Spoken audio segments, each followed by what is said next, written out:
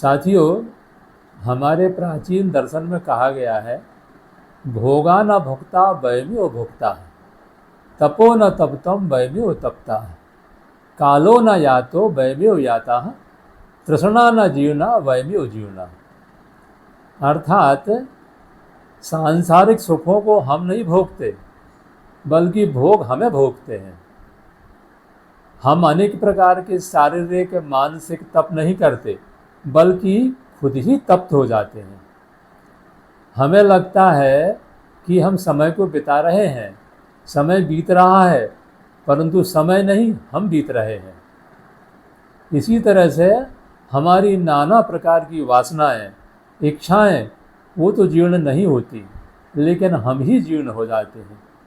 इसलिए कबीर ने कहा है कि सपने शोभा मानवा, खोल जो देखे नैन, जीव पड़ा बहु लूट में, ना कछु लेन न देन। हम समझते हैं कि हम बहुत सारा लेन देन कर रहे हैं, बहुत ट्रांजैक्शन कर रहे हैं, पर यथार्थ में ऐसा नहीं है। क्योंकि जो धन हमारे साथ जाने वाला है, क्या हम वो संचित कर रहे हैं? कबीर ने कहा है, कबीर सो धन संचिए जो आगे को होए, शीस चढ़ाए पोटली जात न दीखा कोई। जो ज्ञान विज्ञान है, जो पुण्य कर्म है, वो हमारे साथ जाते हैं।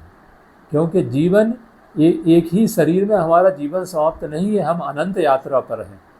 इसलिए हम जो पुरुषार्थ कर रहे हैं वह दिव्य दृष्टि के प्रकाश में करें। जो दिव्य दृष्टि भगवान श्री कृष्ण ने अर्जुन को दी थी, वह हम भी प्राप्त कर सकते हैं। उसे प्राप्त करें तो फिर हमारे सारे कार्य दिव्य हो जाएंगे। क्योंकि जिस ईश्वर के निमित्त हम अनेक प्रकार के धार्मिक कर्म करते रहते हैं, वह ईश्वर या परमात्मा हमारे सामने प्रत्यक्ष हो जाएगा। फिर हम भोगी नहीं, योगी बन जाएंगे और अखंड सुख शांति और चिंता मुक्त अवस्था को प्राप्त कर सकेंगे।